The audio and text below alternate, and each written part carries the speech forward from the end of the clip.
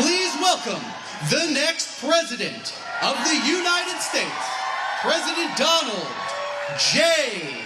Trump.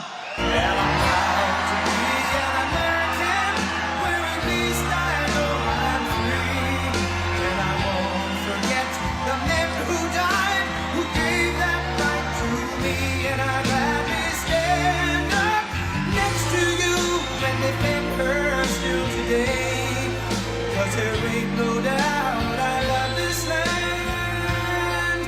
God bless the USA.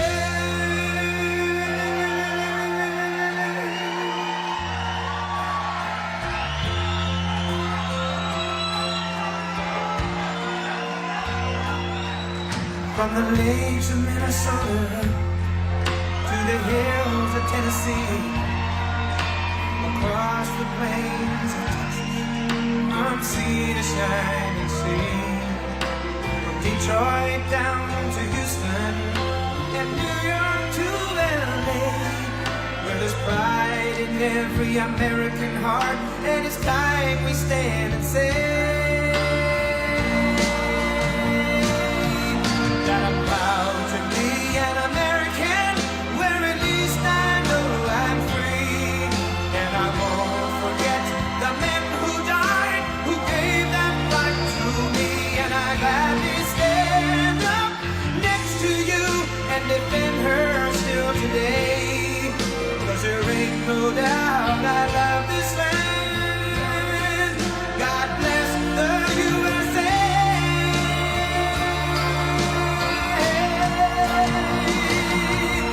And I'm proud to be an American, where at least I know I'm free, and I won't forget the men who died, who gave that right to me, and I gladly stand up next to you and defend her still today, 'cause there ain't no doubt I love this land. God bless the USA.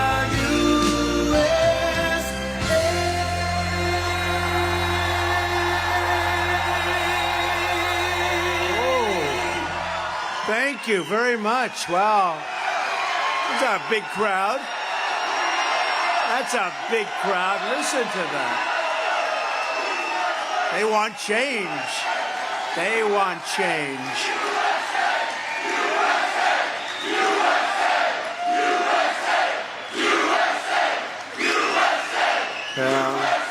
Thank you very much. I appreciate it. We've had a tremendous relationship with New Hampshire. It's just been incredible. And, you know, you want change. That's what this is about. We got to get this government straightened out. There's never been anything like this. But I just want to say hello to everybody. It's a very special group. We've had a special relationship with your state. And I'm pleased to report that I've just come from the New Hampshire Secretary of State's office, where I officially filed for the first in the nation primary. First in the nation. Great honor. And you know who kept you first in the nation, right? There were some evil forces out there, a lot of evil forces around lately, and they didn't want you to stay there. And I said, there's no way we're moving. We don't have the courage to make that move. I don't have that courage. I'd never do that. I said I would not do it, and I didn't do it. You're first in the nation. Congratulations. Our victory here in 2016 rocketed us to the Republican nomination, and New Hampshire will always have a very special place in our heart. And I have to say, we also did very, very well in 2020, and we did much better in the general election than we did in 2016. We got close to 12 million more votes, 12 million more votes. You know what happened there, right? They say, how did you do in 2020? I did a lot better than we did in 2016. We're not going to let that happen. We got to be very vigilant. Less than 4 months from now, we're going to win the New Hampshire primary, and third straight time. And we are going to defeat crooked Joe Biden. He's a crooked guy. Next November. And very simply, we're going to make America great again. Not great right now. It's not great. We're laughed at all over the world. All over the world we're laughed at. I want to thank my New Hampshire senior advisor. He's been with me right from the beginning. He's been an incredible guy. Steve Stepanek. Where's Steve? Steve, wherever you may be, there he is. Thank you, Steve. Great job. He's always working. Our New Hampshire co-chairs, Bruce Breton and Lou Gargiulo. Lou, thank you. Bruce, thank you very much. Great guys, great people. Hillsborough County Attorney, John Coughlin. Thank you, John. A man that's been with me really from the beginning. He's the first person with me. He used to tell me, that's right, Corey. He used to tell me, sir, you're going to win by so much. I put him on about 6 months early. How we doing, Corey? Sir, you're leading in every poll. Even if there was no poll, he'd say that. Because he wanted me to run. I said, well, let's take a look at it, Corey. Let's just take a look. Sir, you do it every day. He'd come in. Sir, you're winning. You're killing everybody. How do you know, Corey? Oh, it tells you everyone. I just know, sir. And he was there right from the beginning, and we had an incredible relationship right up until this day, and it'll be going on for a long time. He's a very special guy, and he loves this state. He loves New Hampshire. He lives here. He loves this state, and I'd like to introduce Corey Lewandowski. Where is Corey? Corey, get over here, Corey. Corey, come up here, Corey. Come here, Corey. I got to get him up. Come here, Corey. These people love Corey. This is his place. Come here, Corey. Say something, Corey. How great is Trump? Guys, we won it twice. We got to win it one more time to fix this country. Donald Trump for New Hampshire. Donald Trump for America. Thank you, guys. That was a good job. He didn't know that was going to happen. That was a very good job. And another one with tremendous spirit. I watched her on television 2 days ago, defending me and fighting for me. Caroline Levitt. Caroline, where are you, Caroline? Hi, sweetheart. Hey. Boy, you're doing a job. She's doing a job. Oh, I don't want to be against her. I don't want to be against her. That'll never happen. Thank you, Caroline. Honorary chair of our New Hampshire Veterans for Trump Coalition. You know this man very well, Al Baldessaro. Al, thank you, Al. He loves our vets, and I love our vets, and he makes sure that we take care of them. And we did, like nobody's ever taken care. You know, the VA, the Veterans Association, and hospitals, and all of them put together, they have so many different groups. But we got the highest rating that we've ever had. We had a 92% rating for approval, job approval on taking care of our great vets. Al was a big help, but everyone, the VA, everyone said there's never been anything close. And you look at second place, it was like 51%. Nobody's ever done that job, and it's an honor. You have a lot of vets up here. It's an honor to have done it. It's an honor to have done it. We're going to be building a big VA hospital up here, too, which you don't have. You know, I think you're the only state that doesn't have one. And we had that all set to go, but then we had a little election that went astray. So we have to be careful. You got to get out there and you got to watch those voters. You don't have to vote. Don't worry about voting. The voting, we got plenty of votes. You got to watch election night. You know, it used to be election day, election night. Now it's election month. Now it's election period. Some of these things go on for 53 days. It's terrible. We want to bring it back. Same day voting. Paper ballots, right? Voter ID. Voter ID. Let me see. Here it is. Voter ID. But today I'm very pleased to receive the endorsement of a very special person, Belknap County Sheriff Bill Wright. Thank you, Bill. Where's Bill? Where is Bill? Thank you, Bill. Thank you very much, Bill. That's a big endorsement. We have the law enforcement endorsements. They're all over. They're all over. We love law enforcement. They're greatly respected. They don't know that, but they are greatly respected by the people, by the real people. Greatly respected. Thank you very much, Bill. Appreciate it. 4 days ago, crooked Joe Biden gave one of the most dangerous and deluded speeches ever delivered from the Oval Office. It was disaster. Not only presentation, which wasn't too good, it's the words that were really bad. Less than 1 week after, innocent men, women, children, and babies were kidnapped, raped, tortured, slaughtered in the worst terror attack in Israeli history. It was the worst in their history, actually. Babies, I guess they said 42 babies with their heads chopped off. Think of that one. They don't even want to talk about it.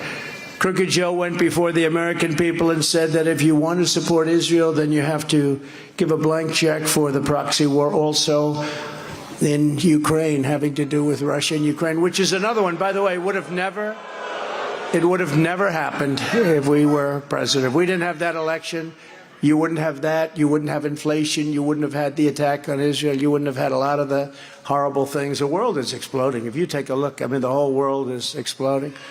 You know, I was very honored as a man. Viktor Orban. Did anyone ever hear of him? He's probably like one of the strongest leaders anywhere in the world. And he's the leader of, right? He's the leader of Turkey. Fronts on both Russia. Yeah, you could sit down. We'll be here for a little while. We got plenty of time. What the hell? I'm very honored that you're all standing, but sit down. They'll be standing in a couple of minutes as soon as we say some of the things they like, because they're waiting. They're waiting for that. But Viktor Orban, and he's the head of Hungary, and he runs it tough. Let me tell you, he runs it properly. He runs it strong with crime and everything else. He runs it strong, and he doesn't let terrorists into his country. They said, what do you recommend for Joe Biden if you could tell him anything? I'd tell him to resign and let Trump become president, because nobody ran China, Russia, North Korea. Nobody ever did a job like Trump did a job. I tell him to get out, let Trump run things like he was doing for 4 years. Little truth to that, maybe a lot of truth to that. Biden said that if you want to stop terrorists, then you have to give him billions of dollars to support illegal aliens invading the United States. You know, many of the people coming in, you notice there are so many young men, young, strong men, and they're coming in from areas that are right now in war. A lot of different areas. We have a lot of wars going on all over. We had no wars. We beat ISIS, 100% of ISIS. You know what we did. But we have a lot of different spaces. You could very much end up in World War III because we have an incompetent president. You know, the United States has such a tremendous influence on what's going on in the world, and a lot of people didn't realize it until lately. You have to be respected as a country. Maybe feared, but really respected. You have to be, at a minimum, respected. Joe Biden's speech was a grotesque betrayal of Israel and a confused mess of neocon warmongering. An American last lunacy. American last. They want America last, ladies and gentlemen. Pushing conflict abroad and distracting from as many disasters at home. I mean, look at home. Look at what's going on. And you haven't even seen them. They've allowed, I believe, 15 million people into the country from all of these different places like jails, mental institutions. And wait till you see what's going to happen with all those people. They're not coming in just because they like our weather. They like our weather. They're coming in for a lot of bad reasons. Crooked Joe can't even walk up the children's stairs in Air Force One, you know? Now, doesn't that look terrible? You see a man come out, you want to see a man walk out, or woman, walk off Air Force One, nice and high, wave to everybody. This guy goes through the little stairs. We call them the children's stairs. And now he's made it a common practice because he can't quite make it up or down. I think he has a bigger time making it up. Usually that's it's supposed to be easier. I don't know. Let's not even think about it. Or find his way off a stage. He can't find his way off a stage. You ever see that? Makes a speech, if you call it that. Okay, thank you.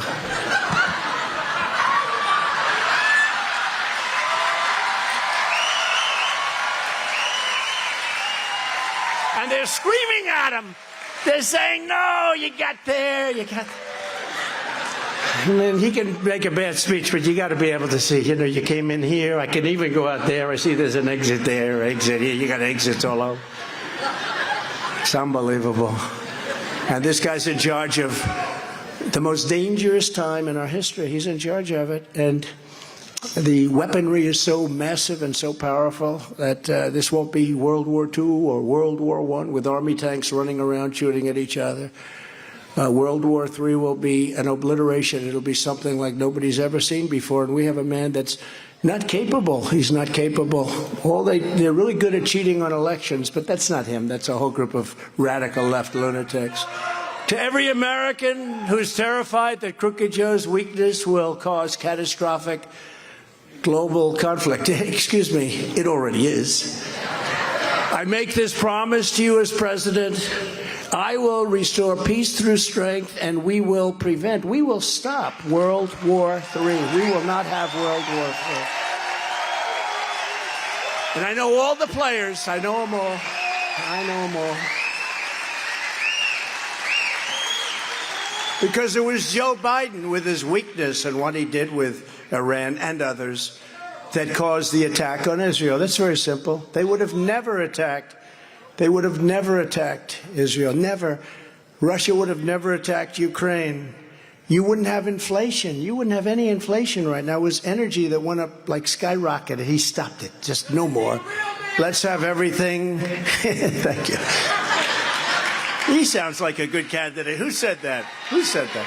Stand up. Let me see. He's a real man. He's a real man.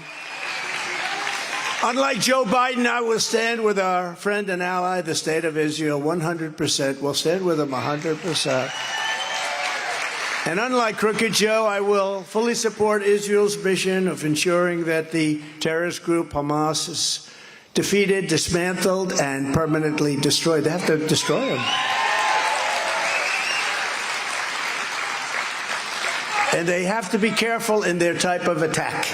Going in is a lot of risks to that with the mines that are put all over the place in the tunnels probably. You know, bad things can happen. There's other ways of doing it also, but they know what they're doing and they have to do it right. But they have to be tough and they have to win. They have no choice. They have to win. Even as Biden was speaking, Iranian proxies were attacking U.S. military assets in the region. As he's speaking, they're actually shooting into our different military bases, forts. They're shooting in missiles that we're saying, like, oh, it's okay, just another day. It's not another day. You remember when I did something to Iran and they shot missiles? Well, those are typically very accurate missiles, but did you notice every single one of them missed, right? I wonder why they missed. I wonder why they missed.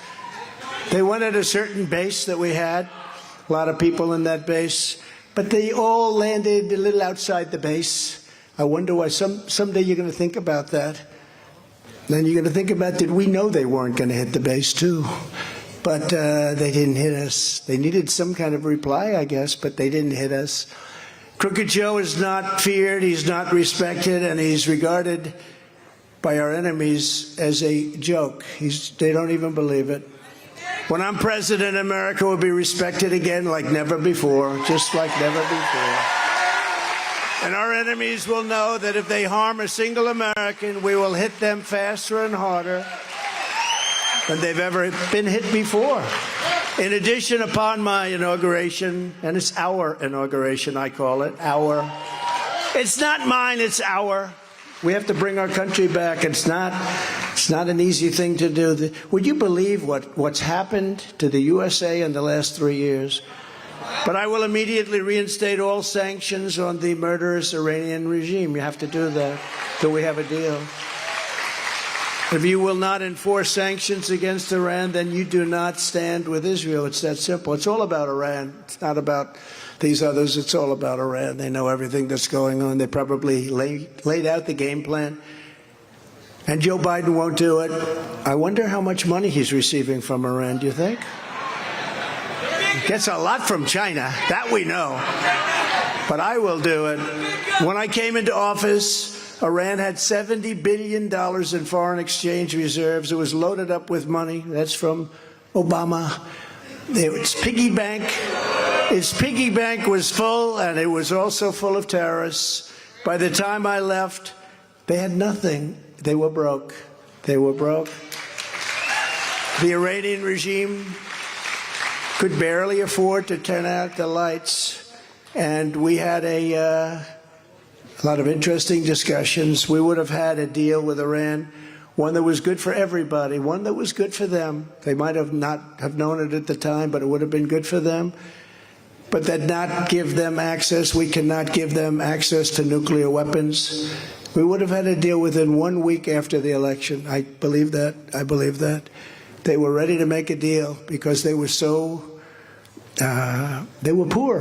They were actually poor. China, I said, if you buy, you're not going to deal with the United States, so we're going to tariff you at a level of about 100% on everything you do sell in. I said that to India, too. I said it to other nations, and they weren't buying oil from Iran at all. They weren't buying any oil, and Iran was not doing well. And the 70 billion that they had was actually, I think, closer to 100 billion. It disappeared very rapidly. And if you notice, all of the problems, all of the big problems, they all stopped. And I never talked about it during my 4 years, but look what happened. We didn't have any attacks in the United States for 4 years. I never wanted to say it during, because I say, I can't say it. I wanted to, for 2 years I wanted to say, look how good things are. We had the ban, we had the whole thing banned. They said, oh, that's such a terrible thing, a ban from horrendous, dangerous nations. We had a ban. I think that's okay. But we didn't have an attack for 4 years. About 2 days after I left, I said, how good did we do? We did great. We did great because we were respected and probably feared. But the election was rigged and it was stolen, and sadly, Crooked Joe surrendered my tough sanctions immediately to Iran. And now, once again, Iran probably has close to $100 billion to finance terror, and Israel's paying a big price. They're paying a very big price. Iran is a very rich country right now. When I left, they were broke. They were broke. And they would have made a deal very quickly, but now they're very rich, and I think it's very hard to make a deal. The minute I'm back in the White House, not only will I impose the most crippling sanctions in history, we will also unleash the most powerful economic weapon. We will drill, baby, drill. Drill, baby, drill.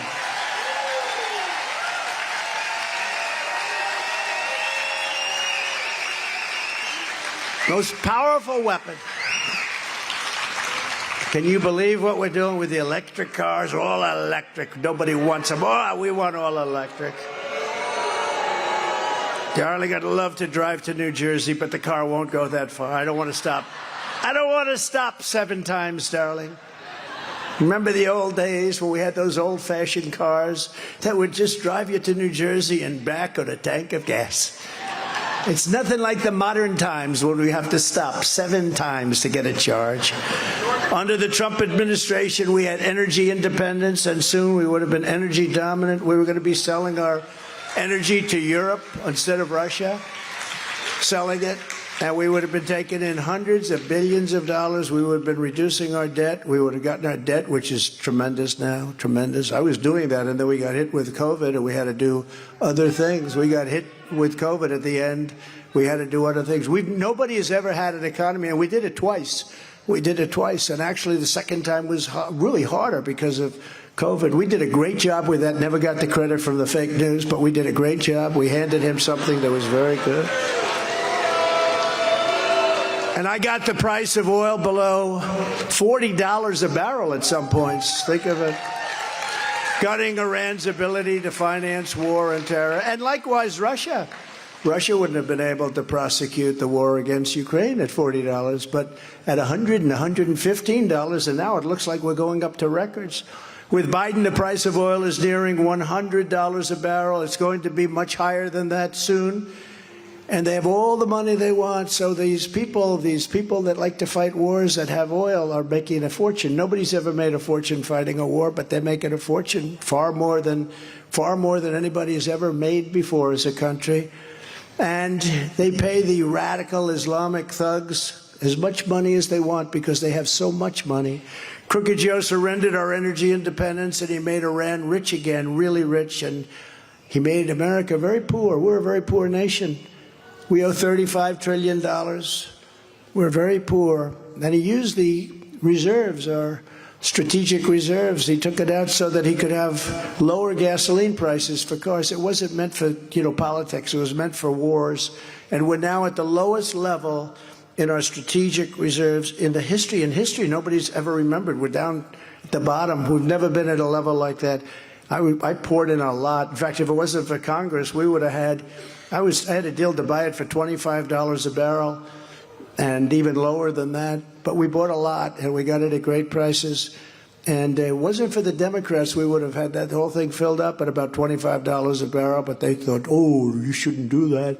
We need that for war. We need that for security, not for cars going back and forth so that you vote for somebody because the oil price is 10 cents less. That's not the reason. He attacked American energy while he unleashed Iranian energy. Look what he did with Venezuela. Remember? Venezuela, take a look at that. Ah, so am I right? Am I right?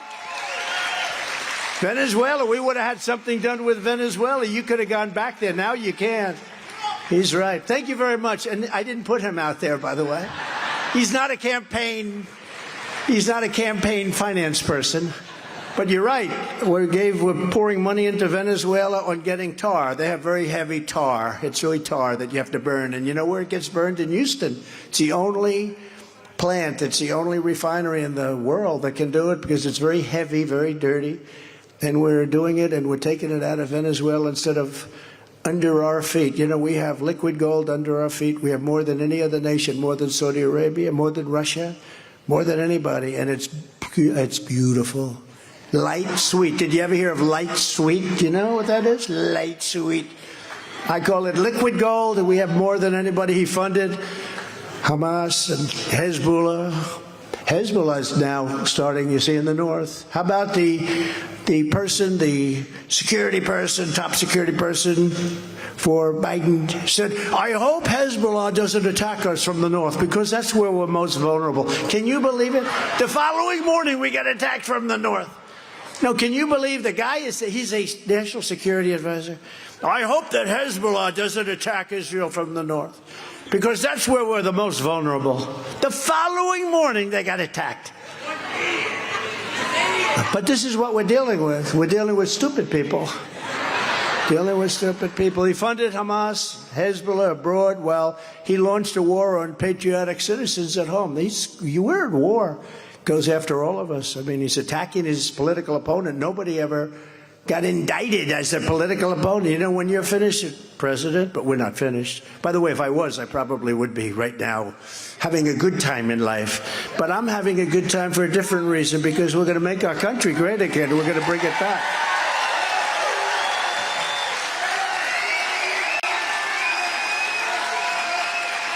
Crazy. Thank you, man. But we'll do the exact opposite. Thank you very much. Appreciate it. The spirit, it's amazing. I was saying coming up, every house has a Trump sign on it, everything. And everywhere. In Florida, we left Florida, Iowa, South Carolina, every place we go, the houses, Trump, Trump, Trump, 2024. And I was saying that the spirit right now is greater than it ever was in 2016 or 2020. I mean, 2020 was unbelievable, but they did a lot of bad things, and they used COVID to cheat, and there's a lot of things happened. People couldn't go out. They were afraid to go out. A lot of bad things happened. The ballots all over the place. They had more ballots than they had voters. Little things like that, right? But they used it to cheat, and they're not going to get away with it this time. There's more spirit now than I ever saw in 2020 or 2016. You see it here. You see it here.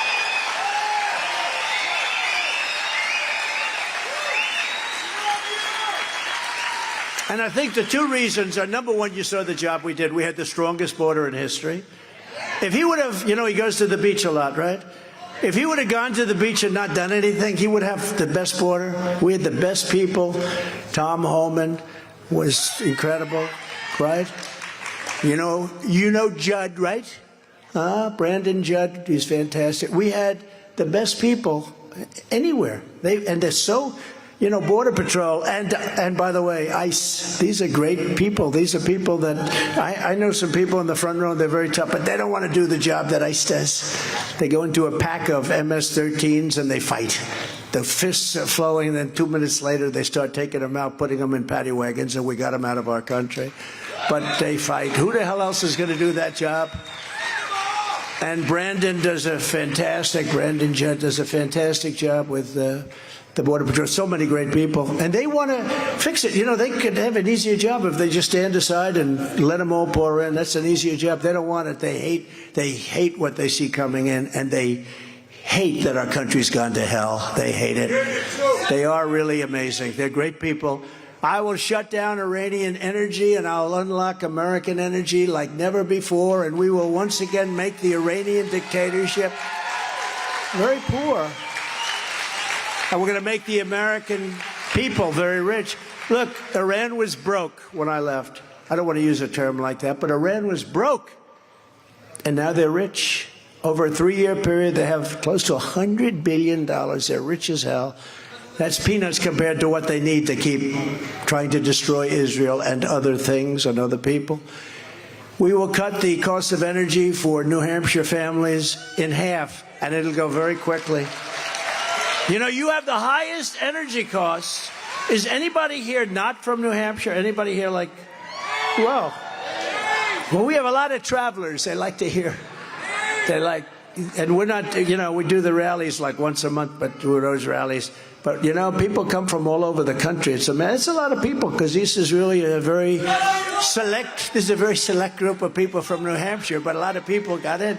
So, this guy right over here, Front Row Joe, right? Front Row Joe, stand up. This guy, he sees a lot of these, and we can't get it up because it's just an optimistic. Look, our country's in trouble, really big trouble, probably like it's never been before, but we're going to make it great again. We're going to make our country great again, but we're going to make it, we really still have that chance, greater than ever before. I really believe that. We're going to make it greater than ever before. And so when people like our friends, the Front Row Joes that are traveling all over the country, I don't know what the hell they do for a living.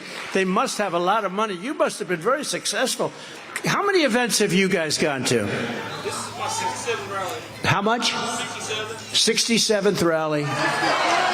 That's pretty good. I'm not losing his vote. I'm not losing his vote. Thank you very much. Appreciate it. No, he's a great American. He's a patriot. He wants to see our country do well. But under my leadership, we kept you so safe from terrorists that you never really had to think about it. The Biden came along, he blew everything up. Remember the horrible situation we had with the border, which was a fraction of what it was now, as an example of what it is now. We had a horrible situation with the border. And I came in and I talked about their coming through, and I mentioned the word rape, and they said, how dare they mention rape? I mean, the large percentages of the women coming up get raped. Large percentages. What I said was like baby talk compared to the fact. I mean, I was actually being very conservative in what I was saying, but they couldn't stand it. But when you looked at it and you saw it, nobody's ever seen anything like that. And it sounded really bad to me. I did such a good job that in 2020, I couldn't talk about the border because nobody wanted to hear it, because we had no problem with the border. The border was secure. We had no problem. So I couldn't talk about the border. And I used to say, and I would say maybe it was my biggest or second biggest thing other than the economy and the economics of a country.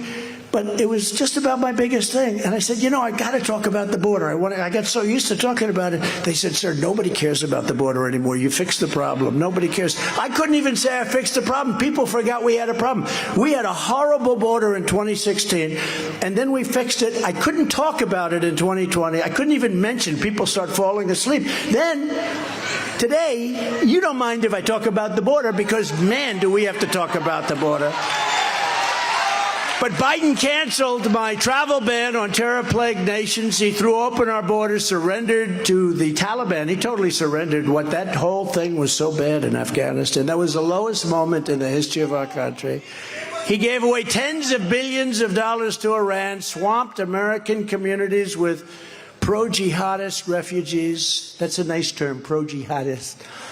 and proclaimed that the #1 terror threat was not ISIS or Al-Qaeda, but Trump supporters, MAGA supporters. How about that? MAGA. MAGA is the problem.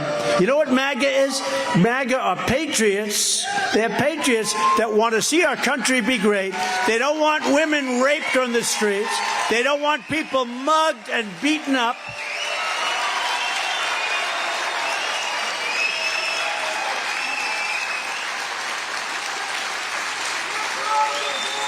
And they're the people you see at school board meetings begging for sanity in our schools. It's an incredible thing. I watched Biden with that one, remember, with the red background, looked like the devil.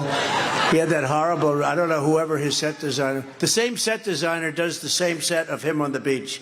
Somebody thinks he looks good on the beach. I don't think so. He hobbles over, he grabs the chair. You know, those chairs are meant so a child can pick them up. They weigh like 4, they're incredible. You can pick them up like this. You see this guy walking around. And then he sleeps on the beach all day long. And we have potentially World War III going on. It's horrible. It's horrible to watch. It's horrible to see. But he made that speech with that horrible red background. That background might have been worse than the beach. That was a horrible, nasty background. And he talked about MAGA, MAGA, MAGA. And if I would have said, what does MAGA stand for? He has no idea. Make America Great Again, right? He has no idea. If I would say, what does MAGA stand for, Joe? You know what he'd say? And then some guy like Chris Wallace would cut you off if it's a debate. Well, that has nothing to do. I said, no, it does. Remember when I said he got $3.5 million with Chris Wallace? How's he doing lately? Not too good. That debate killed him. But what happened is, I said, how come he got $3.5 million cash from the mayor of Moscow's wife? And Chris Wallace said, he's not allowed to answer that question. I said, I think it has a lot to do. And Joe just stood there hoping that Chris Wallace was going to win that debate.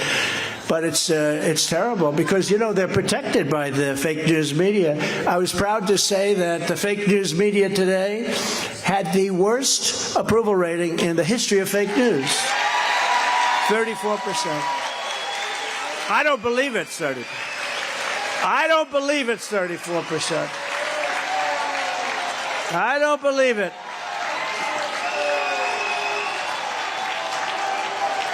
No, I don't believe it's 34%. There's a lot of cameras back there. It's amazing what ratings do, isn't it? They don't want to cover me. But if Trump gets twice the ratings of anyone else, we get about 5 times the ratings. If we get much more people watching, it's amazing the abuse they'll take. But listen, they got the low, and it's a bad thing, really, because if we had a fair media and honest, but we have the most dishonest media. I saw MSDNC, right? MSDNC, because it's really a branch of the Democrat National Committee. I saw them the other day. Biden made that horrible speech. The delivery was an F, and the content was probably as bad, almost as bad, but the delivery was so bad. And that was it. And I just want to see what they say. What a great speech that was. Isn't it wonderful to have such a wonderful I said, it's crazy. I remember he made a State of the Union speech. It was the worst thing I've ever seen. Stumbling, mumbling, didn't know where the hell he was. And then CNN, I watched CNN to see. I like to see what they do. They said that was one of the greatest speeches since FDR. You know, FDR was a great speaker, right? He was a great speaker. He sat because of a situation, but he was an elegant, beautiful, elegant, and eloquent. That he was a great speaker, and they show him speaking, and rah, rah, America will be great. We were attacked today. You have to understand, now they show this guy who can't put together 2 sentences. And they say, that's one of the finest State of the Union addresses since FDR. And it just drives you wild. Not because of competition, not because of anything. It's just so damn dishonest, let's face it. Let's face it. One of the finest since FDR. At least they didn't say Churchill. Churchill was one of the greats. Yeah, no, he is. He's controlled by people that surround his desk. I believe that. In short, I would say. But in short, Joe Biden has been a nightmare for Israel and for Americans. He's been, as bad as you could be. But Crooked Joe has been a dream president for radical Islamic terrorists. He's been a dream. He's been a dream, an absolute dream. Look what they've built. Look at the power they have. They send thousands and thousands of missiles every night. Where the hell do they get thousands of missiles? Each one is expensive as hell. No, but think of it. They allowed this to happen. Everything Biden has said for many years has been wrong. He's been so bad on foreign policies. His secretaries of states in the various administrations have said he's a disaster. He has terrible instincts, whether regarding the horrible Afghanistan disaster, Ukraine, our completely open southern border. I mean, who would want to have an open border? Or now the attack on Israel. He's been a disaster, but these things never would have happened during the Trump administration. Our once great country is in a giant mess. And you just have to take a look at Europe to see what happens if we don't win. You know, Europe is not exactly doing great, because when we do badly, they do badly. We are, in theory, the leader of the world, and we're leading so badly, and they don't care and they don't respect us anymore. They respected me when France wanted to put taxes on our businesses. I said, you can't do it. And you know the story. I said, you can't do it. There's no taxes on our businesses. Why are you doing that? He said, Macron, nice guy. Look, he's for France. I'm for us. I'm for us. You know how you spell us, right? You spell us, U.S. I just picked that up. Has anyone ever thought of that? I just picked that up. A couple of days I'm reading and it said us. And I said, if you think about it, us equals U.S. Isn't it? Now, if we say something genius, they'll never say it. We get 25, 30, 40, 50, 80,000, 100,000 people to speeches. They've never said Trump's a great speaker. Never said. I've never heard it. I said to my people, do you think they'll ever acknowledge I must be doing okay? Except I'm a very handsome person, so I guess a lot of you want to sit. They want to sit and look at me because I'm so, like a beauty pageant. No, it's amazing. The other day in Iowa, we had thousands and thousands. You couldn't get them into this big, big room. And Ron DeSanctimonious had like 22 people. And they said, they both spoke. It's incredible. But in Brussels this month, a radical Islamic terrorist migrant viciously shot and murdered 2 Swedish soccer fans and gravely wounded a third person on the way to a sporting event. He did it for fun. Didn't know him, did it for fun. In France, a school teacher and father of 3 was savagely butchered in a schoolyard. His throat was slit by an assassin shouting, Allah Akbar, Allah Akbar. And in London, Berlin, and Amsterdam, mobs of pro-Hamas terrorist sympathizers cheered in the streets for the torture and murder of children. They were cheering for the murder of children. And we have them in this country. I hate to say it. We have that crazy Talib. We have Talib. Is she crazy? She's crazy. But you have AOC plus 3. I call them AOC plus 3. You have AOC plus 3. And they've changed, and I will say this, they've changed the narrative to a large extent. When you see some of these rallies that are cheering against us and cheering against Israel, think of it, they're cheering like crazy for death to America, for death to Israel. And you wonder what happened to our country over the last 15 years. Very dangerous. This is the sickness and depravity that Joe Biden and his open borders maniacs want to bring to America, and we will not let them do it. We're going to close it up, and we're not going to let them. And if you want to come into the country, you can, but you have to come in legally. You have to come in legally. A vote for Crooked Joe is a vote to turn the United States into a hotbed of jihadists and make our cities into dumping grounds, very much resembling the Gaza Strip. Have you been to the Gaza Strip?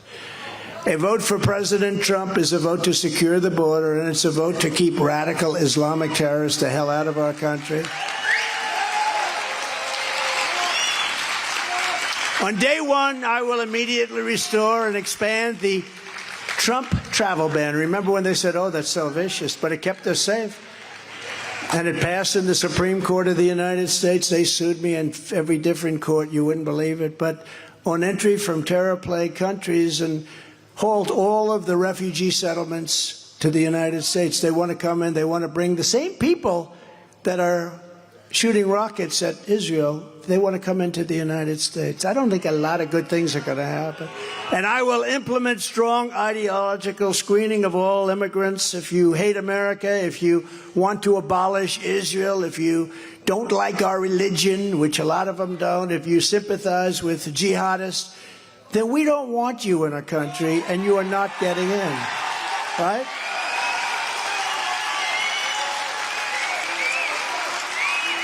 We don't want you. Get out of here. You're fired.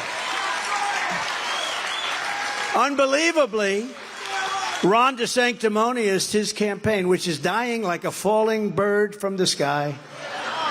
Did you ever see a campaign that was so bad as this one? Well, you need some personality, you know. You can be a politician, but you got to have a little personality to go along with it. He's dying. I also got him elected, and he forgot about it, you know. That guy was so dead. I said, Ron, George Washington coming back from the dead couldn't save you. He said, sir, you're very popular in Florida. If you go and endorse me, I'll win. I said, I don't know, maybe Lincoln, Washington together could help, but I don't think so anyway.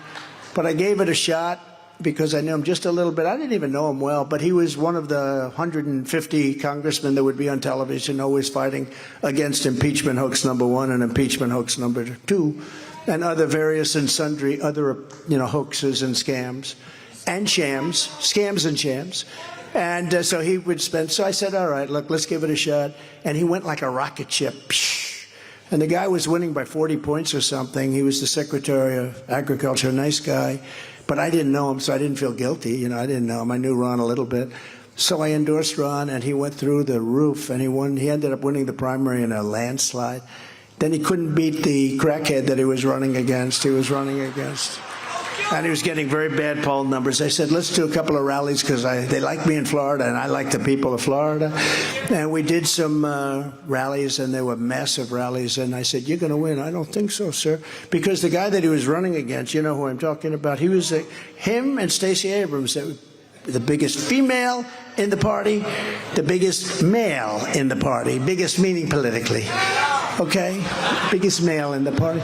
He was going to be president. They said, he'll be president someday. He's a good-looking guy. But he didn't do too well. And Ron just beat him, but he only beat him because of the rallies I gave. And then 4 years later, they say, will you run against President Trump? He said, I have no comment. He said, no comment. That means he's running, right? When no comment. This guy has no comment. You know what? That means he's a bad seed. That means he's not loyal. There's no loyalty. I did a lot for Florida because of Florida more than him, but I did a lot for Florida. I gave them tremendous money when they have the hurricanes. I always made sure it was there right away and all the different things. I love Florida. I do it for you, too. I do it for everybody. But when you get somebody in office, that wasn't like I helped him. That was like he was dead. He was at 3% or something. He failed. And the only thing he was successful on is getting me to endorse him. When I endorsed him, he went through the roof. But 4 years later, he totally forgot. So he's a bad seed. So I hit him rather hard. And now he is, as I say, like a wounded and very badly hurt birdie falling to the ground. And the campaign rapidly opposed my call for tough ideological screening on all foreign nationals. He was totally against it. 2 days later, Ron DeSantis flip-flopped and plagiarized my entire plan, just like Bird Brain, the flip-flopped. Who's Bird Brain? Does anybody know who Bird Brain is? Yes, everybody. That name is sort of stuck. Someday I'll tell you why. She said, I will never vote against President Trump. I will never run against President. Remember? Leaving the White House. He's one of the greatest presidents in our history. I would never run against him. 15 seconds later, I'll be announcing my run for president. Where do these people come from? And she's not doing well, and he's not doing well. Frankly, nobody's doing well except us. We're the only ones doing well. But she flip-flopped. Last week you saw that disaster after proposing to flood America with refugees from Gaza. Oh, that sounds like a wonderful idea, doesn't it? So DeSantis and Birdbrain are too weak and too timid, and politically, we need people that are going to defend our country. Our country is in trouble. We need people that are going to defend our country. And I'm the only candidate who says it with relish. I say it with pride.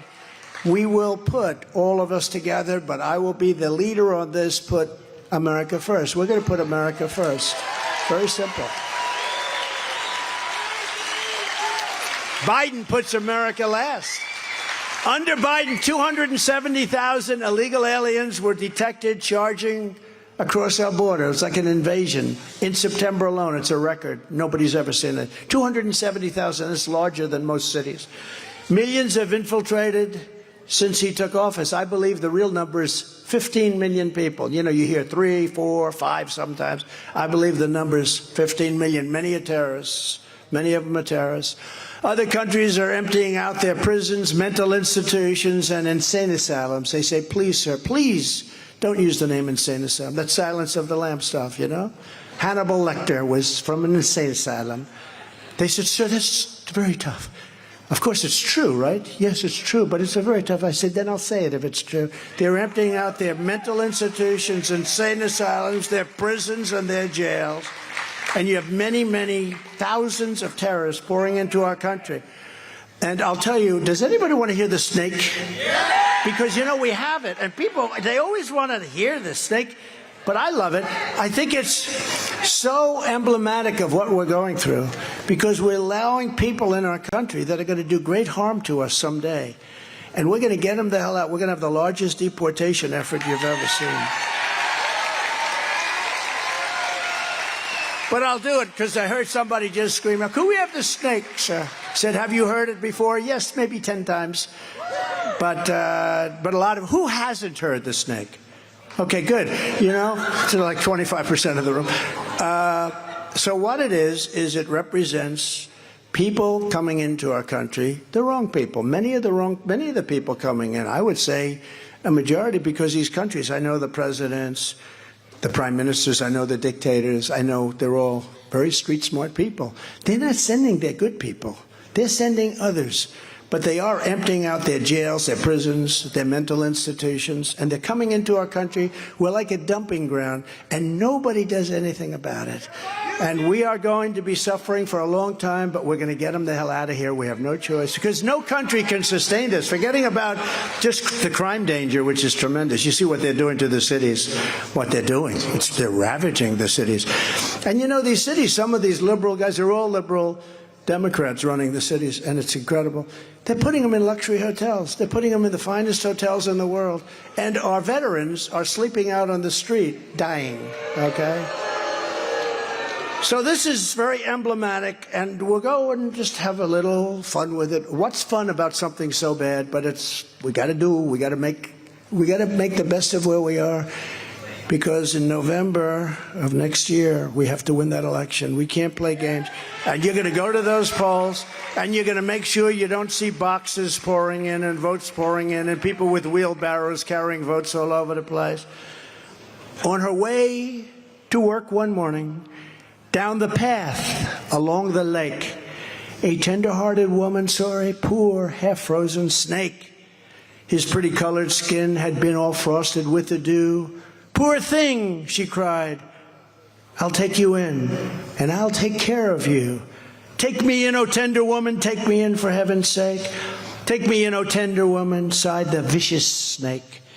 She wrapped him up all cozy in a comforter of silk and laid him by her fireside with some honey and some milk.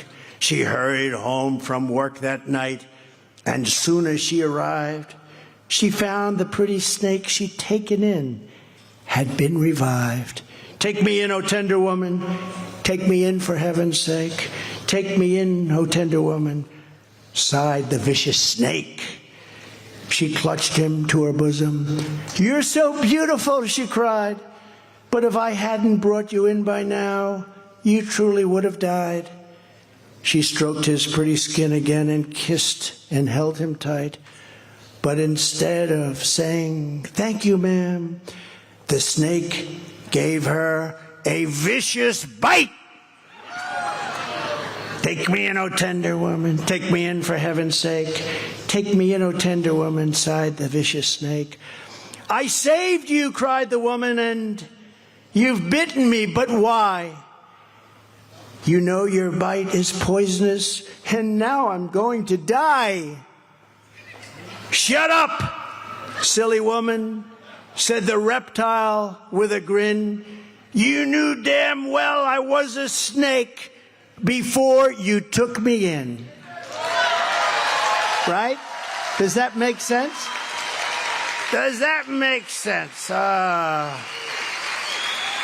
We know what we're getting. The prisons, the mental institutions. When it happens, you're going to remember the snake. We don't get in, we're not going to have a country. Let me tell you, we're not going to have a country. So we have to get in. We have no choice. Upon my inauguration, it's our inauguration, I will terminate every open borders policy of the Biden administration and begin the largest domestic deportation operation in American history.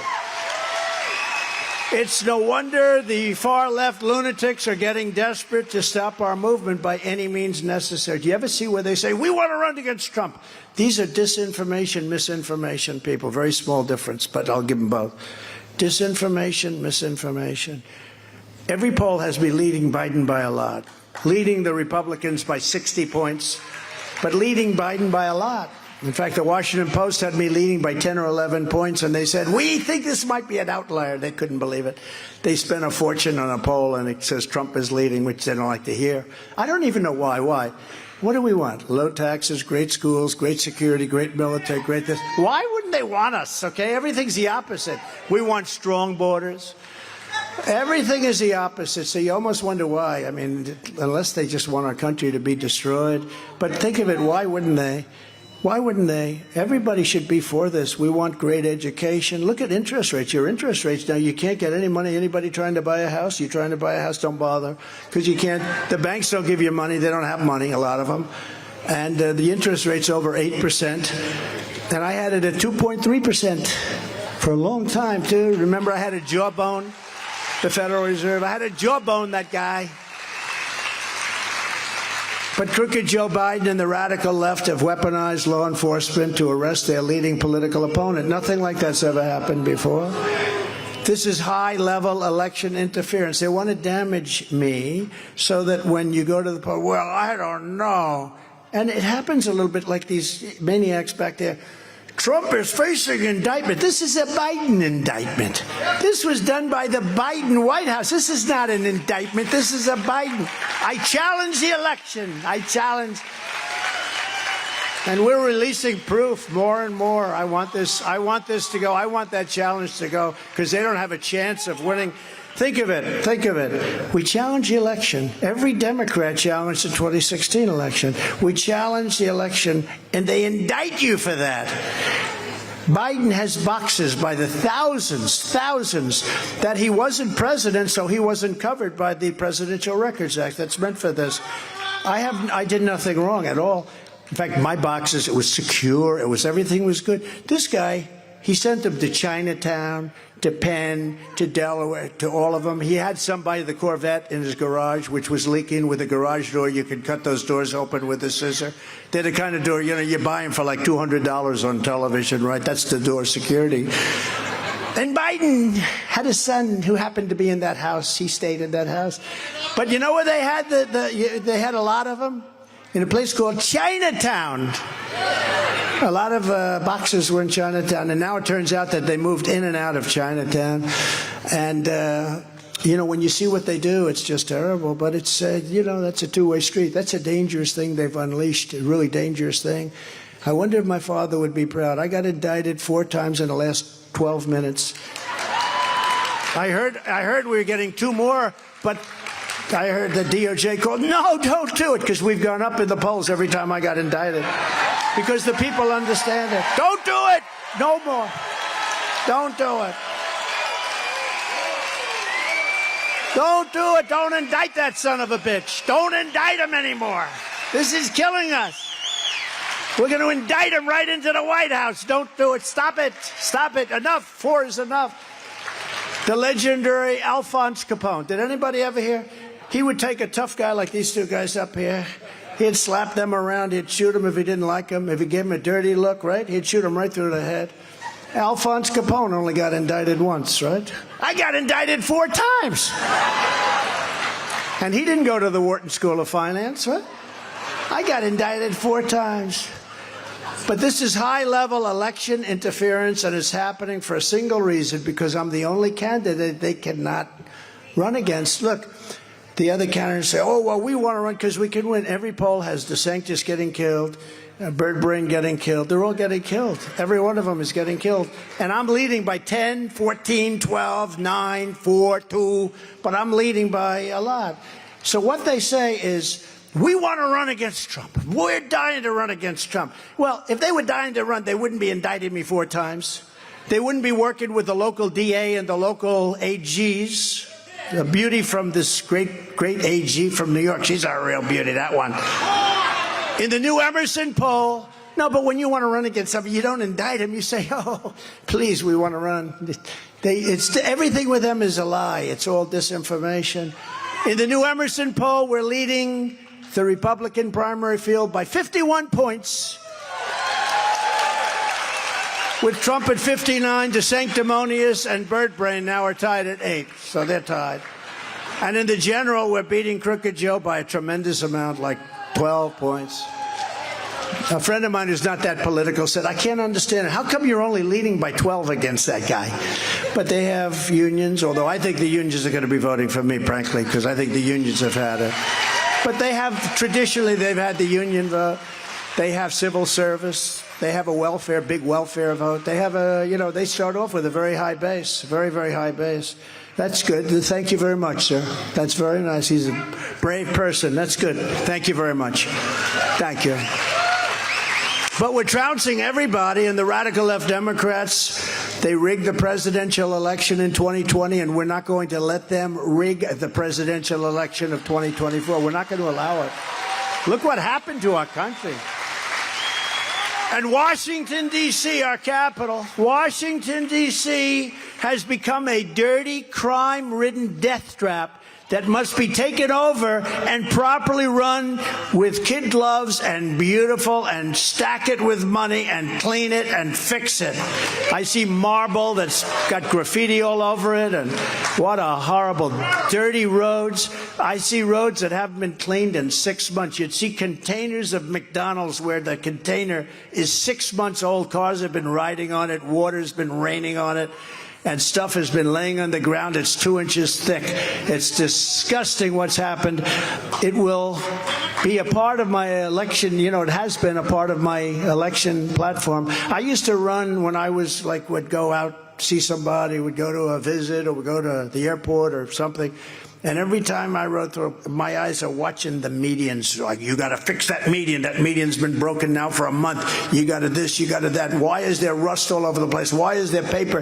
They'd have people coming after me, and I'd say, you got to clean that. You got to paint that. You got to take the graffiti off of the Lincoln.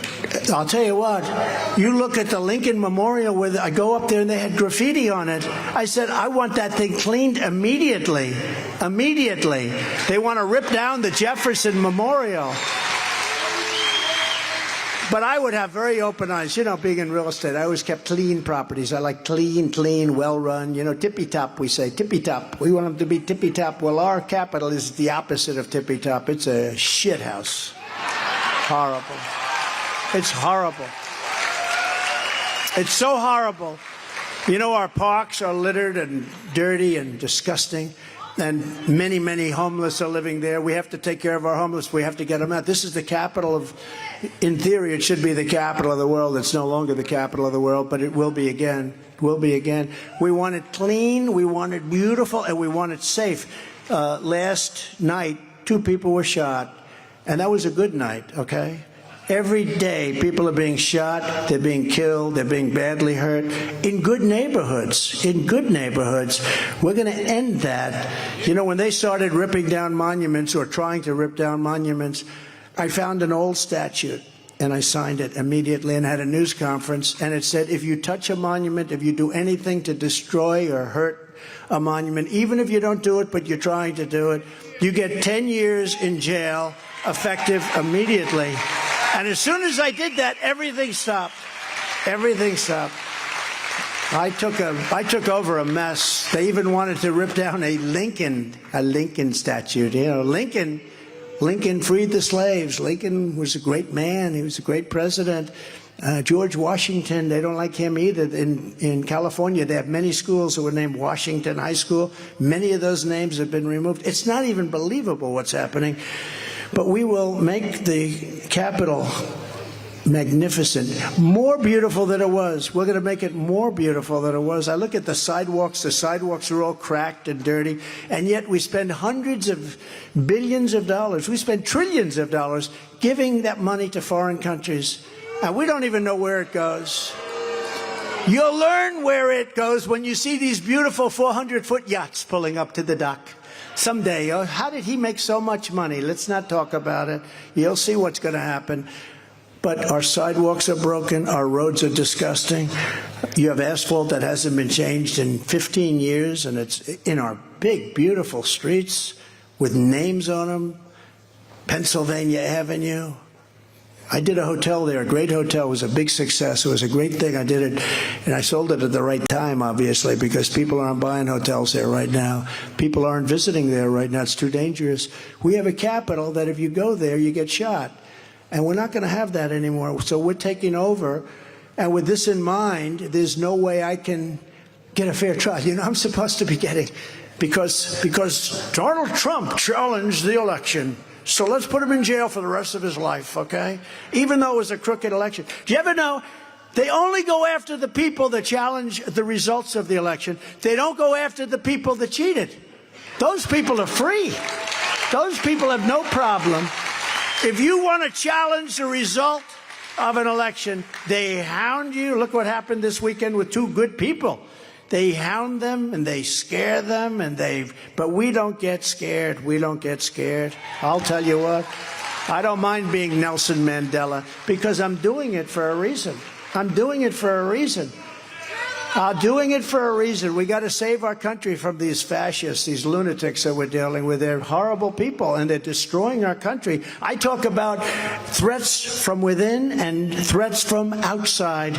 The threats from within, in my opinion, are far more dangerous than the threats of China and Russia, because if you're smart and you know how to deal, you can hold China and Russia and North Korea. Look at the relationship. North Korea, who's now acting up again, but I had a great relationship. You were not in any danger.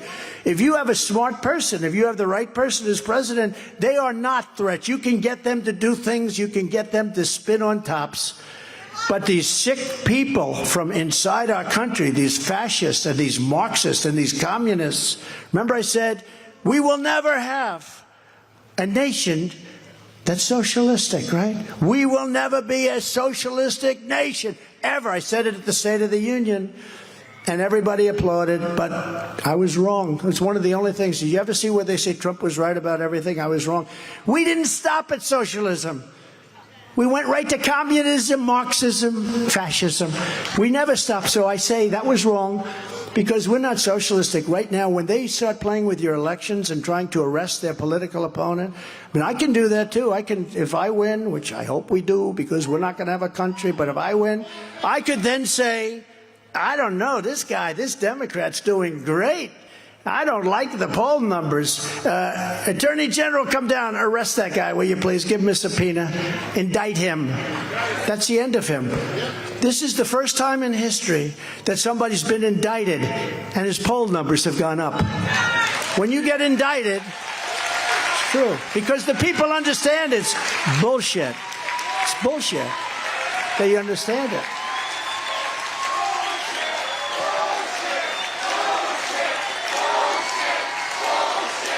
No, they understand it.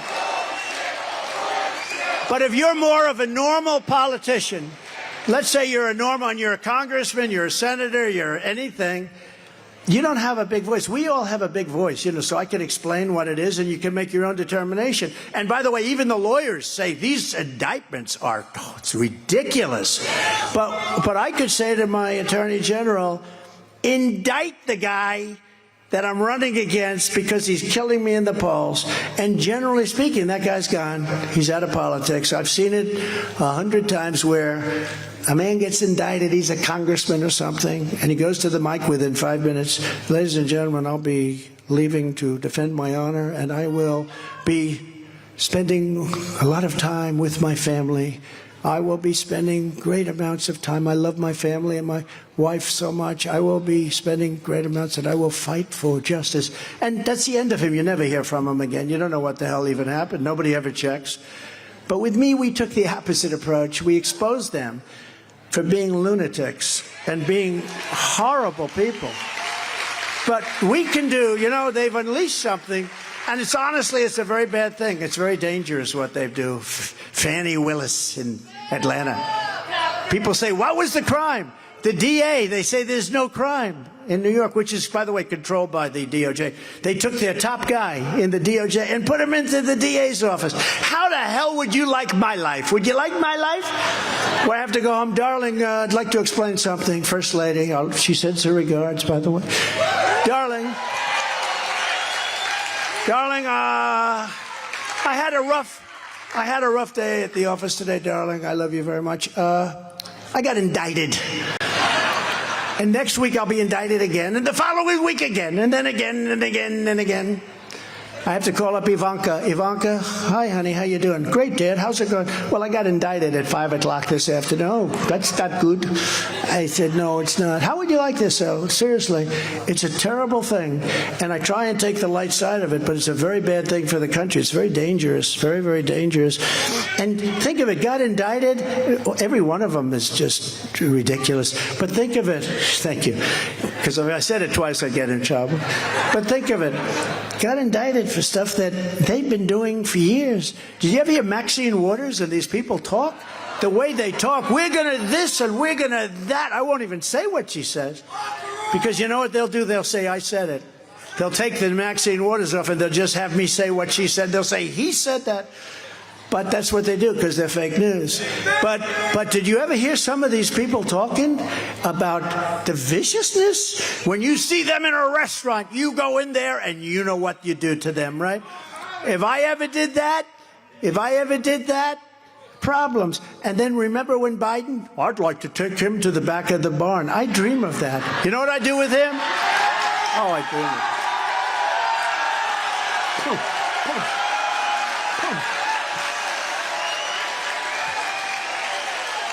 I'd hit him right in that fake nose. That fake nose. They'd have plastic lying all over the floor. But I don't want to say that. So when he says it, they say, oh, he said. Remember when he was doing that? I'd like to take him to the back of the barn. You know what you do with him? You just look at him and you go like this.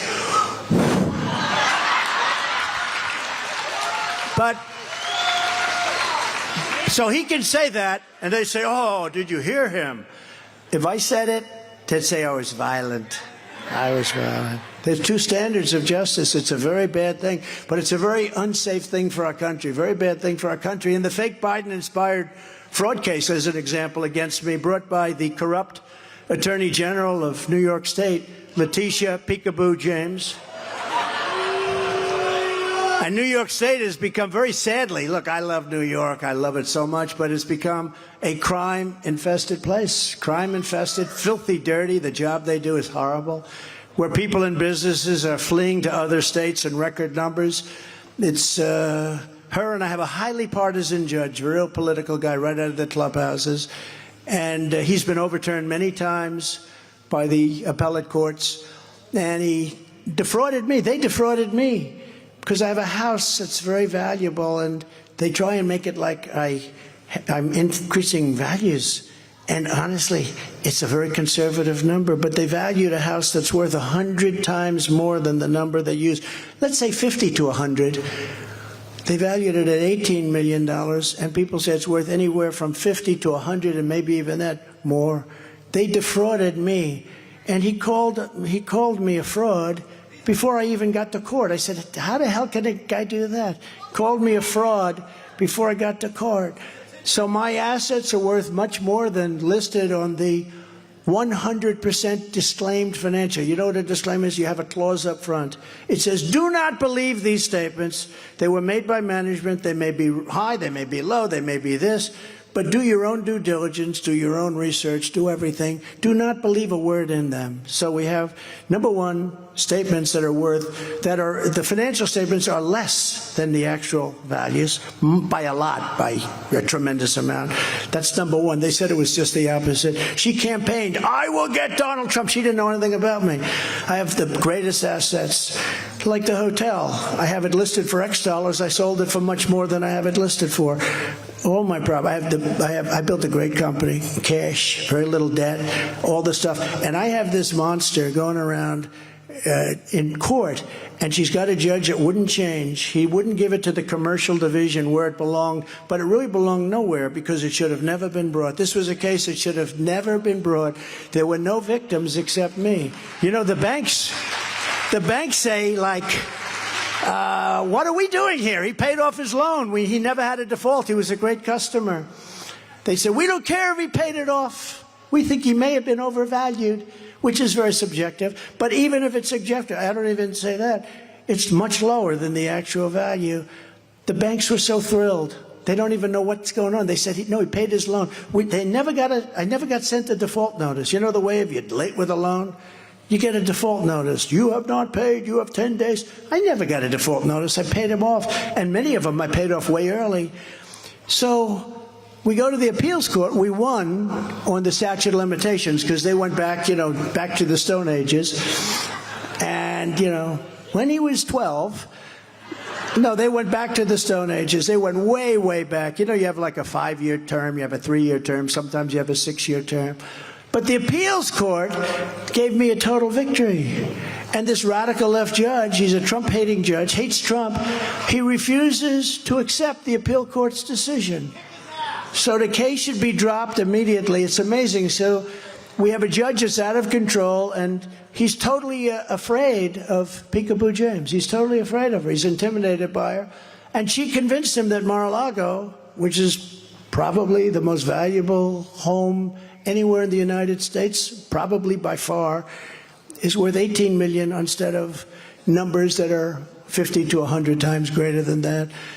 So it's a complete miscarriage of justice and election interference. And what they're trying to do is they're trying to damage your name and your reputation. But I can explain it to people. And when I explain it, people say, wow. But here's a case where they said I went in with statements that were inflated, which, by the way, every developer does, just so you understand that. I'm the only one that probably doesn't. But go in with statements, if you look at developers, and one of the banks said, no, we expect that. We always cut everything in half.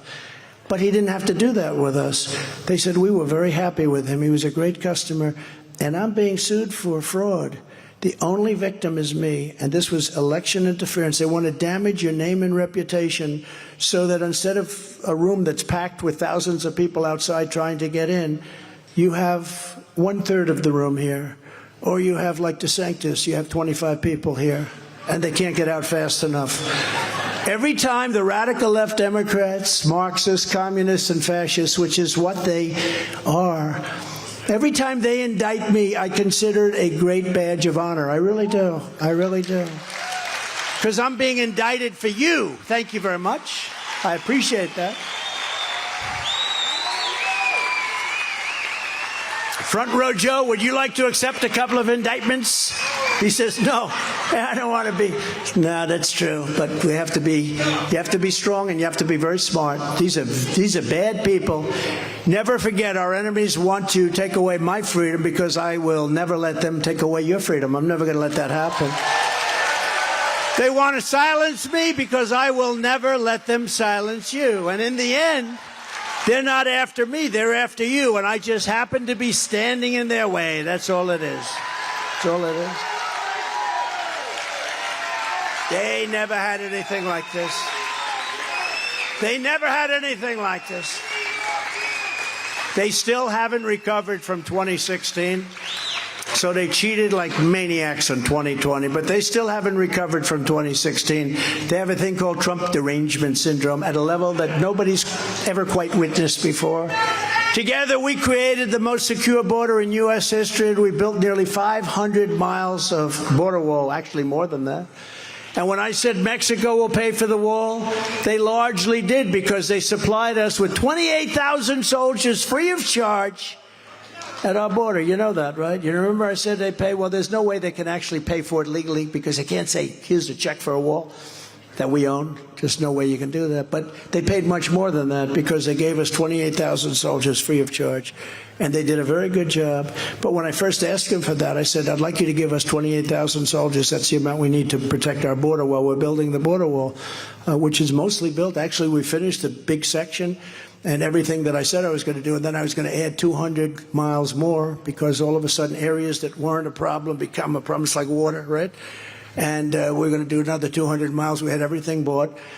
And it was going to be erected over a period of 3 weeks. Could have been 3 weeks, another 200 miles. And they sold that stuff for like 5 cents on the dollar. Most expensive wall you can buy, the hardened steel, et cetera, et cetera.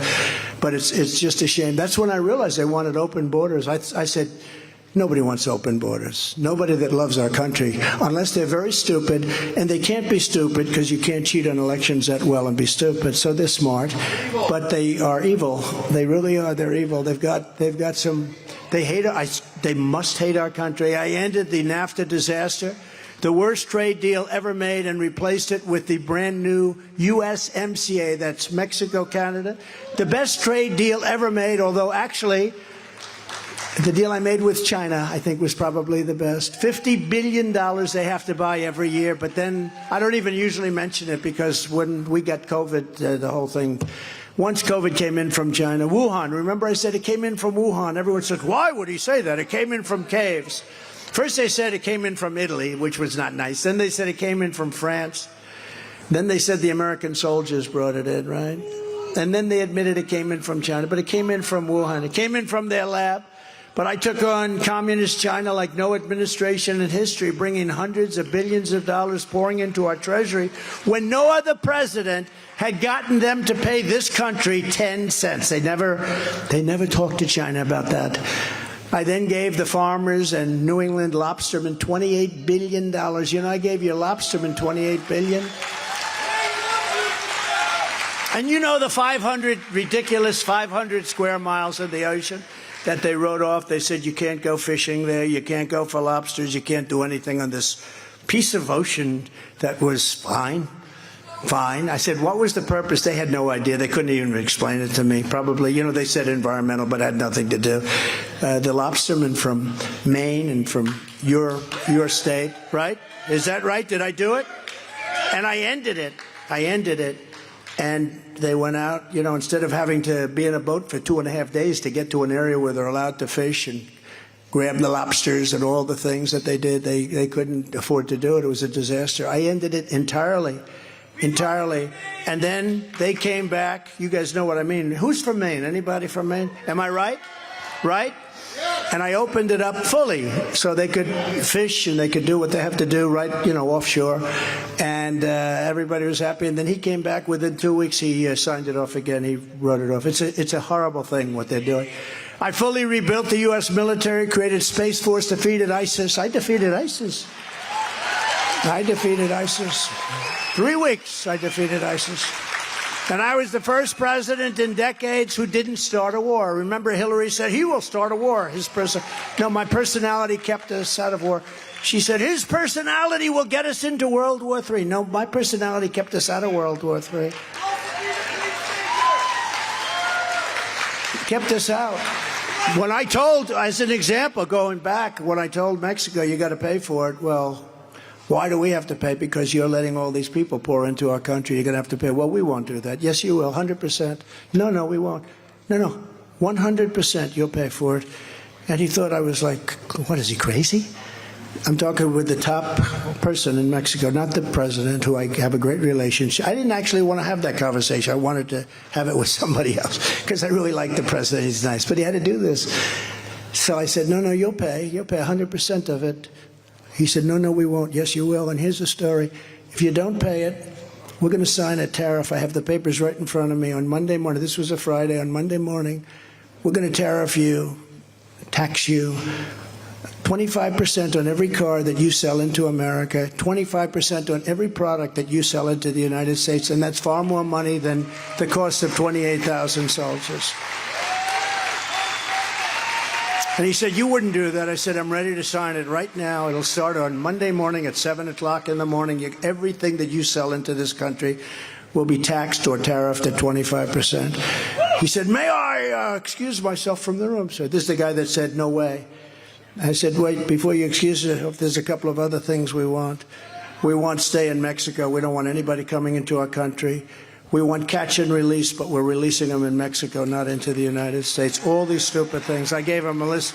Sir, I'd like to come back to see you in a few minutes. Do you mind if I make a call? So obviously he went call the president. And came back and, sir, it would be our great honor to supply you with 28,000 soldiers. We got 28,000 soldiers. It took me 20 minutes. 20 minutes! Then they say, oh, Mexico didn't pay. Mexico paid a fortune for that wall. When they tell you Trump didn't get the money, remember I used to say Mexico will pay for it. Well, that's what I did. This is something they could do. And their soldiers were tough, too. They weren't as politically correct because our soldiers, they want to arrest them if they raise their voice. You know, they raise their voice. I'm sorry, sir, you're not allowed to come in. He's harassed me, and they want to arrest our soldiers. These people are crazy that we have running our country. But I negotiated peace deal after peace deal, and I brought our troops back home from Syria, from Iraq, from the fight with ISIS, from other countries. I got rid of ISIS because I got rid of the previous rules of engagement. They had rules of engagement. If they'd meet a nest of ISIS, like 25 people that are vicious killers, they'd have to call the White House to get approval to do what they had to do.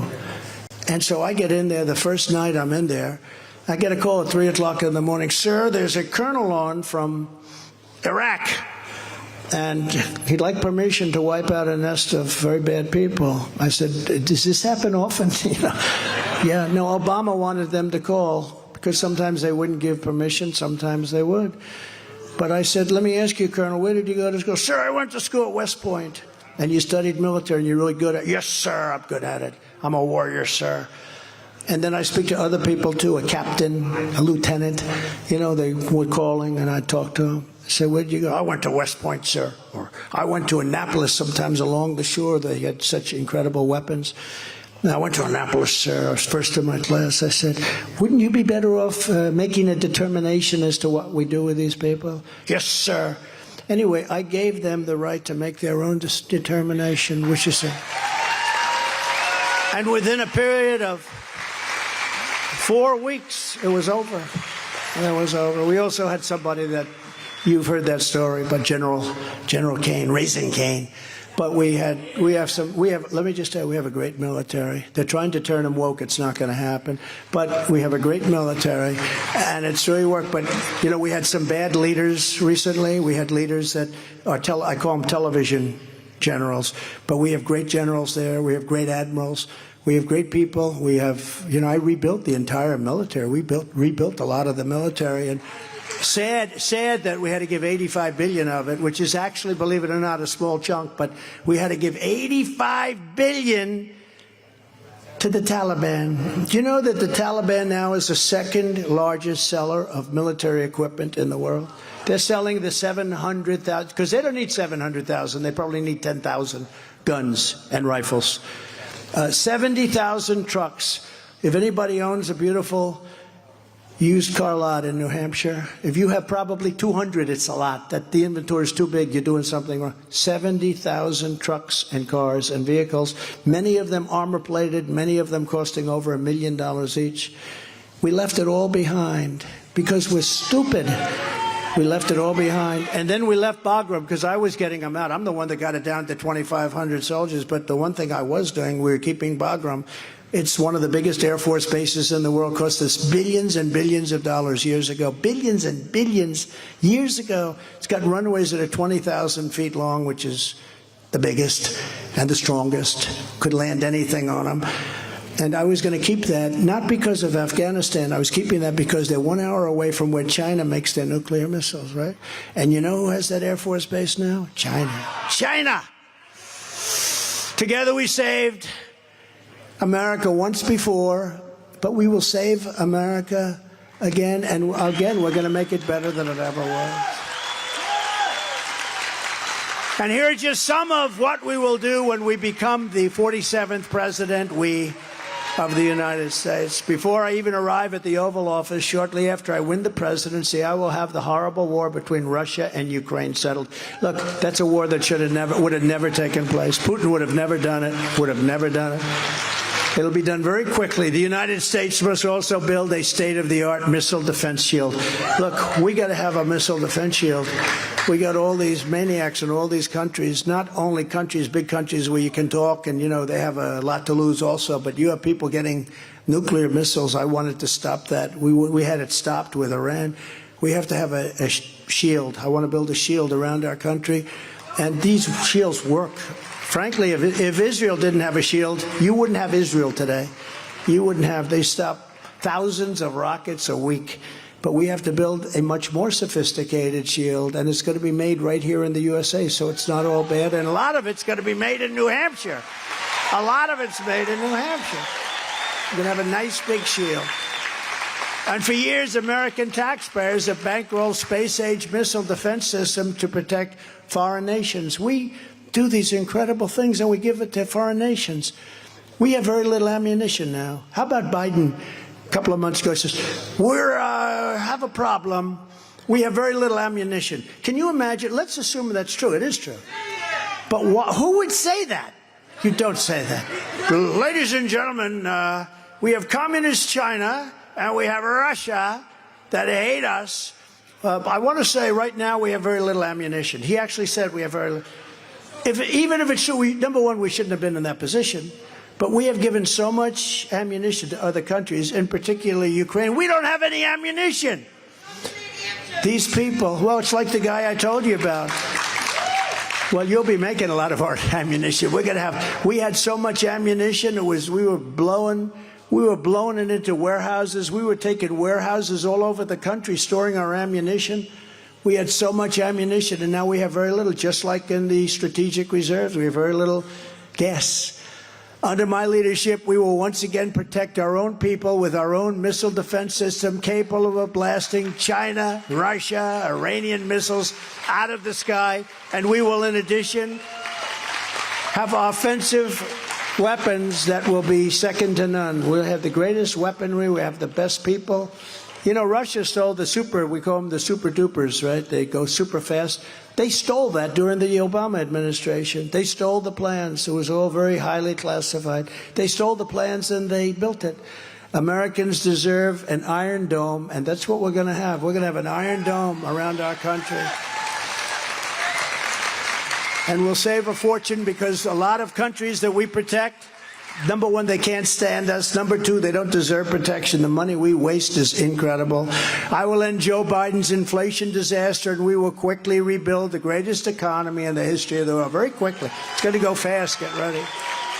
And unlike the sanctimonious who voted to gut Medicare and Social Security and voted 3 times to raise the retirement age to 70, I will always protect Medicare and Social Security for our great seniors. We're not going to be raising ages like you.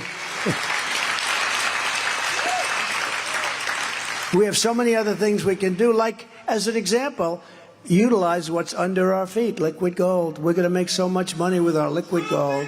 We were all set, and we were starting to do it. We were energy independent. Within 6 months, we were going to be energy dominant all over the world. And this guy stopped it. On day one, I will repeal Joe Biden's insane electric vehicle mandate. Everybody has to have an electric car.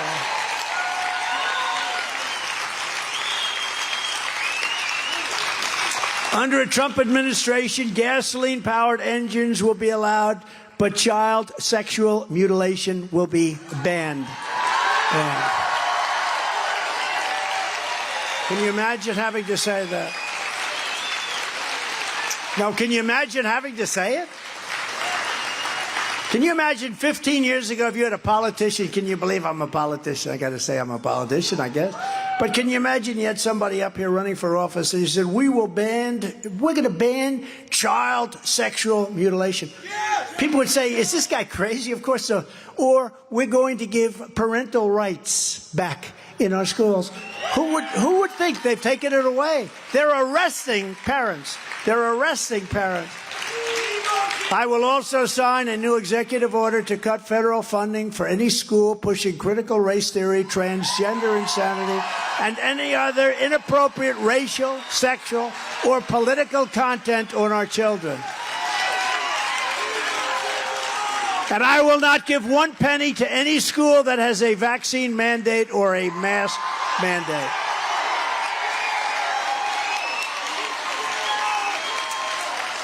And I will keep men out of women's sports. Is that okay? Crazy.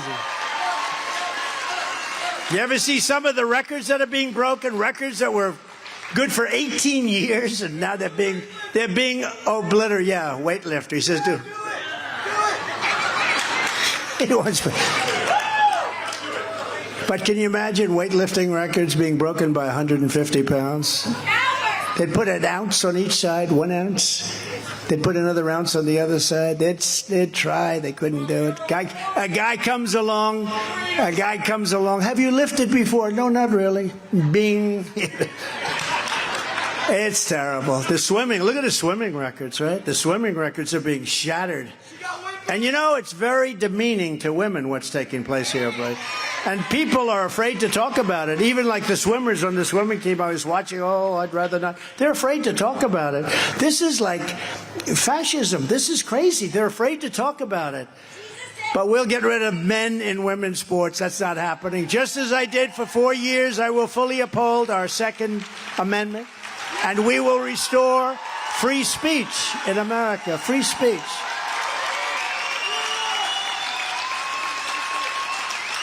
And along with our borders, probably the most important thing of all, we will secure our elections. Because if you don't have borders and if you don't have fair elections, this country will not survive. No country can. Our goal will be one day voting with paper ballots and voter ID. But until then, Republicans, you have to get out in November. We have to do it twice a year. In January, we're going to do that. We're going to win the primary big.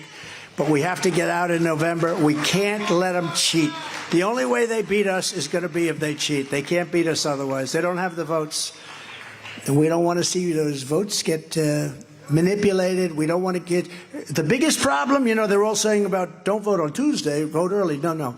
The biggest problem is they make fake ballots, okay? That's the biggest problem. And a lot of Republicans are very naive when they don't say that. They say, vote early, we want to build... No. The big problem we have to do, we got to stop fake ballots from being made. And if we don't do that, this country's in damn big trouble. This is what we must do in conclusion to restore our country to greatness. The USA is a mess. Israel is under attack.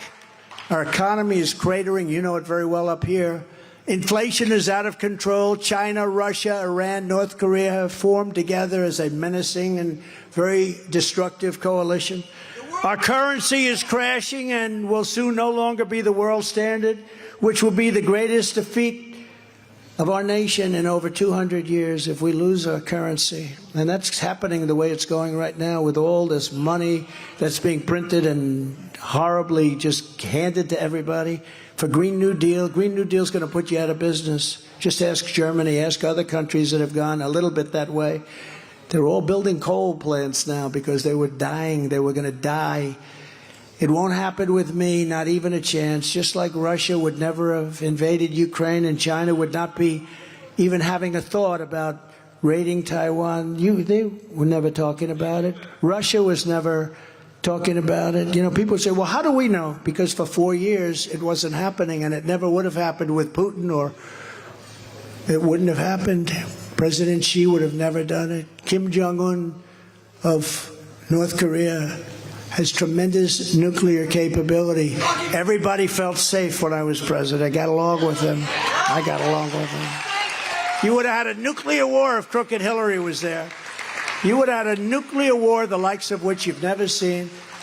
And by the way, he's getting very anxious again. He thinks Biden is a total, I won't tell you the word he used, but a very bad word. And you better be careful. And we would have left Afghanistan with dignity and strength instead of the greatest embarrassment in our history. I think it was the most embarrassing moment in the history of the United States. And you notice the way the fake news never talks about it anymore. They don't want to talk about it. If you took the 10 worst presidents, I used to say 5, remember? All right? Front row Joe remembers there was always 5, right? I've made it 10. Do you agree? I think I could probably make it 20. I think I could make it 20. If you took the 10 worst presidents in the history of the United States and added them up, they would not have done near the destruction to our country as Joe Biden and the Biden administration have done. I mean that. Look at what he's done with inflation, with the economy, with Israel, with everything, with Ukraine. We're a failing nation. Remember what Viktor Orban said, bring Trump back, everything will be good. And he's the toughest, possibly, I don't want to insult the others, but let's say he's the smartest or right there. He said, bring Trump back. Forget about this guy. Bring Trump back and you'll have peace. And he was talking about the world. He said the whole world is exploding. You look at what's going on. The whole world is exploding. We're a nation in decline. And now these radical left lunatics want to interfere with our elections by using law enforcement. It's totally corrupt, and we can't let that happen. If you want to save America from crooked Joe Biden, then get every patriot you know and get them out to deliver a massive victory in the New Hampshire primary first. First we do that. And you wouldn't be first, as I said before. I got to drum it because sometimes a few of the people here, I know a couple of them, especially some of the media, I want to drum it. They'll never write it anyway. But you would not be first if it wasn't for me. But we want you to join our campaign, work with Steve and Corey and everybody. Join our campaign by visiting nh.donaldjtrump.com or text Trump to 88022. Okay? 88022. 2024 is our final battle. With you at my side, we will demolish the deep state. We will expel the warmongers, those horrible warmongers from our government. Those stupid, stupid people. They love seeing people die. We will drive out the globalists. We will cast out the communists, Marxists, and fascists. We will throw off the sick political class that hates our country. They really hate our country. We will rout the fake news media right back there. We're going to rout them because they've got to learn. You know, they're doing very poorly. They're all going out of business because nobody trusts them. Nobody believes it anymore. I believe it. If they could help us straighten out this country so fast, if we had an honest press, which we don't, if we had an honest press, they are truly the enemy of the people. We will evict Joe Biden from the White House, and we will finish the job once and for all. We're going to make our country greater than ever before. We have a big, big advantage over everybody because we have what's under our feet. You know what I mean? The liquid gold. The great silent majority is rising like never before, and under our leadership, the forgotten man and woman will be forgotten no longer. Will be forgotten no longer. You haven't been forgotten. With your help, your love, and your vote, we will put America first, and we will very simply make America great again. Thank you, New Hampshire. God bless you all. It's been a great honor to be with you. Thank you very much, everybody.